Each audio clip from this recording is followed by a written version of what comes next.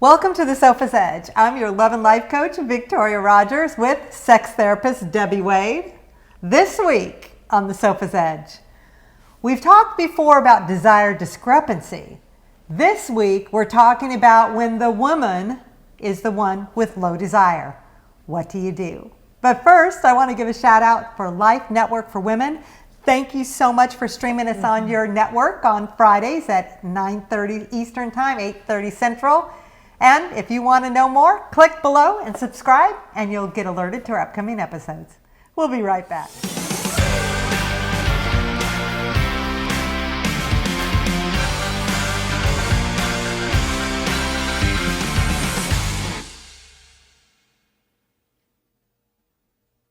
Well, we've covered desire discrepancy earlier. Yes. Now we're going to get a little more into it and specifically talk to the women when they have the low desire. What do we do?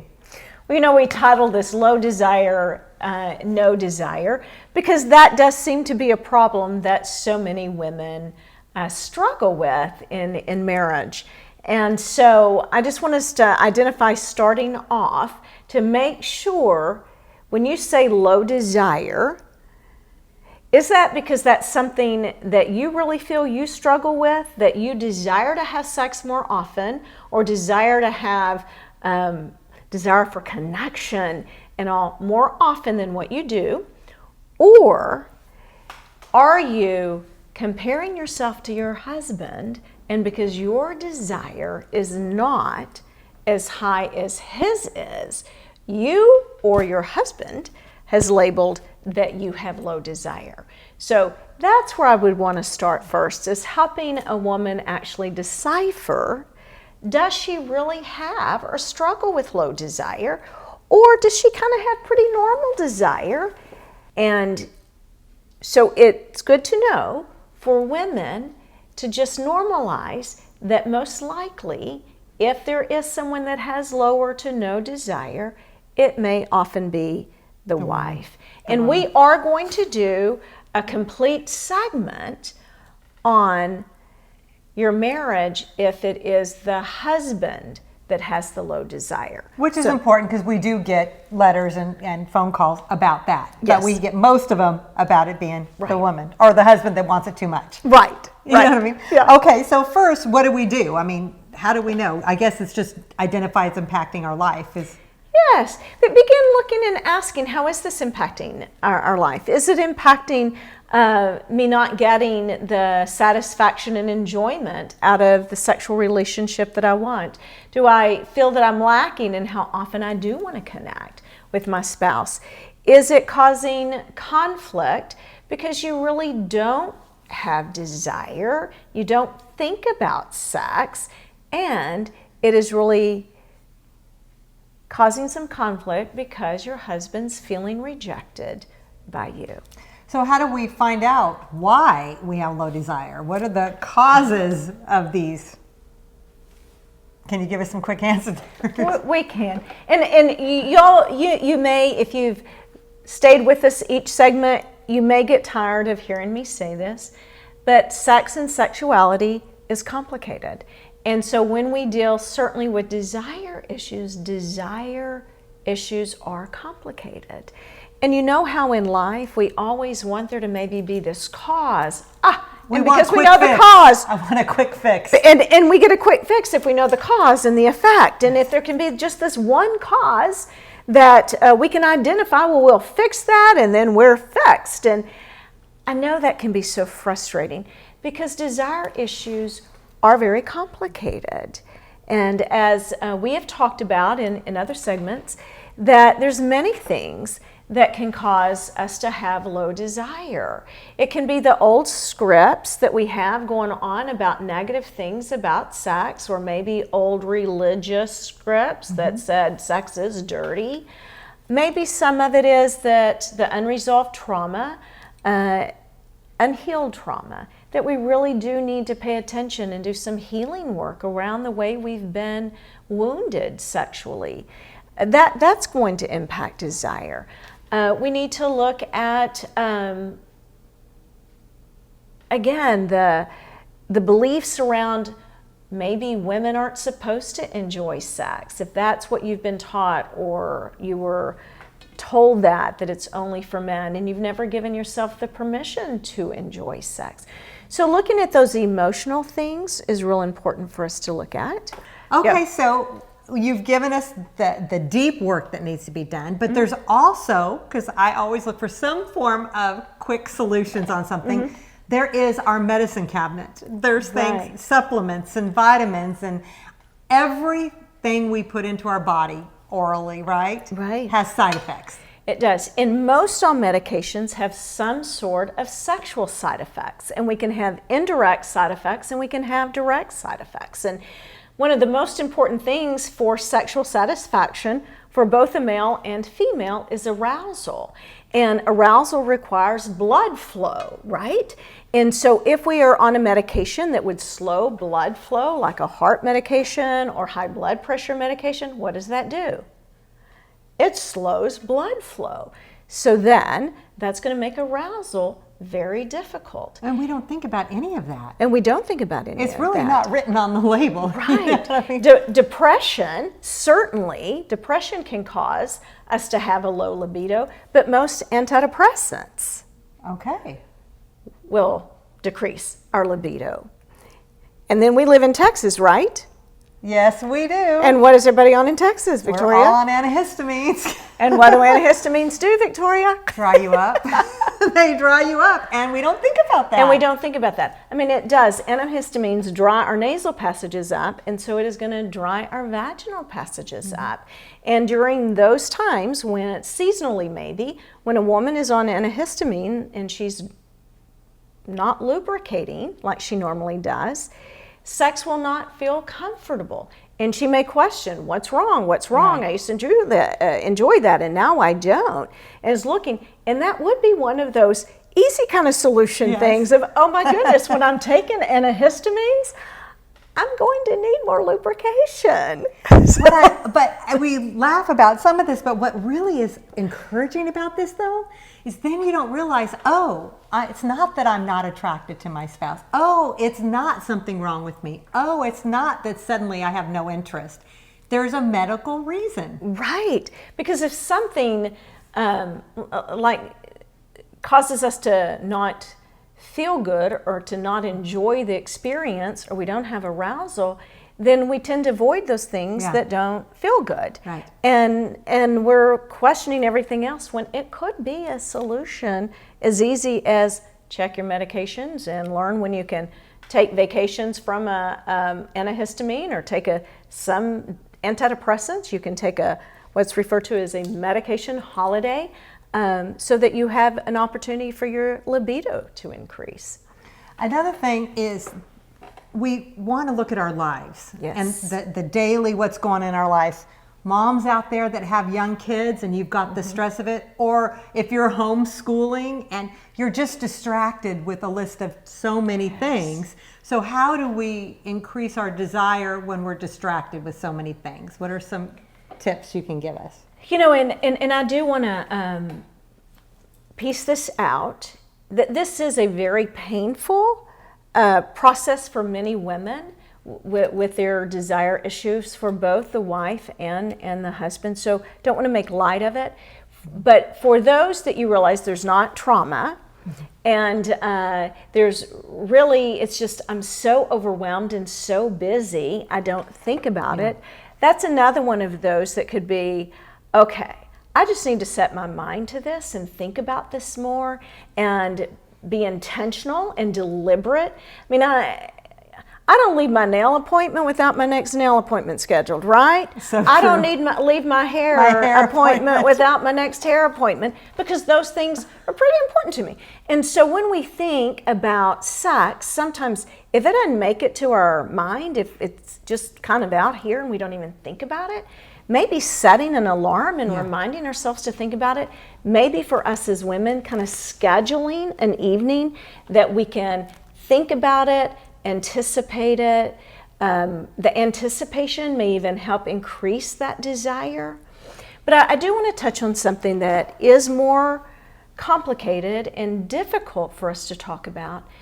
But there are those women who are in a marriage that the husband would be defined as a very highly needy sexual male. Okay. And there are those times that the man has made sex his most important need. And when any of us, females or males, make sex our most important need, then it sets it up that our spouse has to be the one to meet that need every time.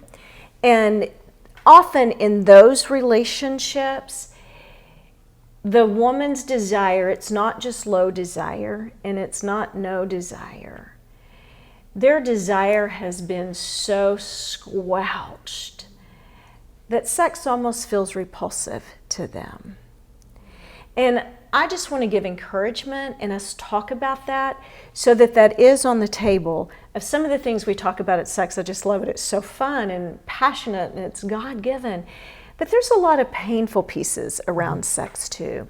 And especially for the women who are in the marriages that the husband seems to think of sex as his greatest need and his life kind of orbits around sex, that can squelch desire.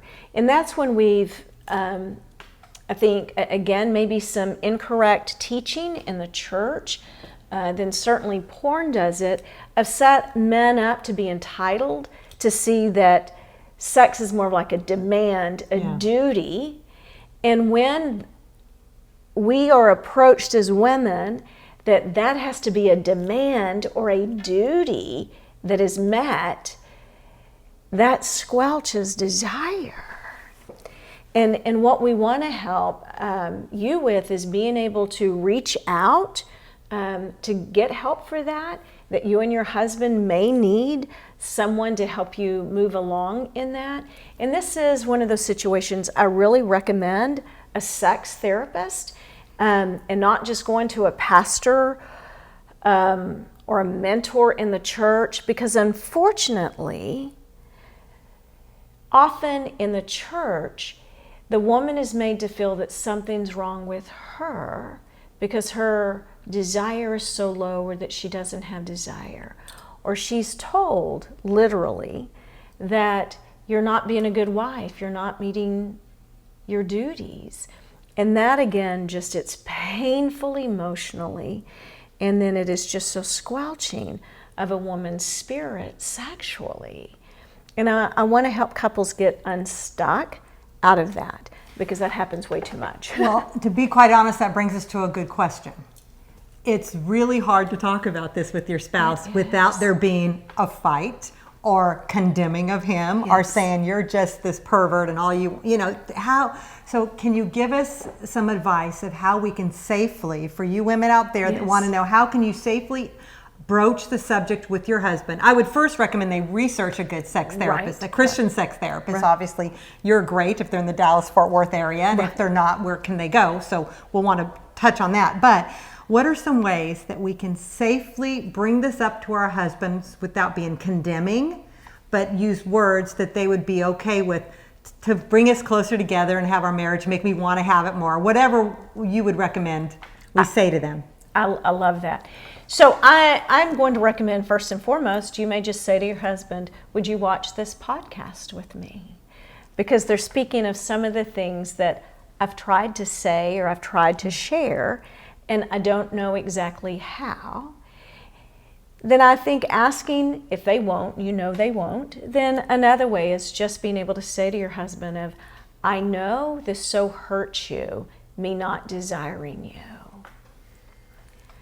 I have been so hurt also, and I want this different. We can't do it different just by ourselves. We keep getting in this impasse. You just tell me all I need is to want you, and I'm just telling you it's not about you, but I have no desire. So I think we need some help to move us past this impasse. And then certainly we'll provide you with some resources, but letting the husband know that you do want it to be different. So often where couples are, when they've gotten into this point, it's so painful, it's just easier to avoid.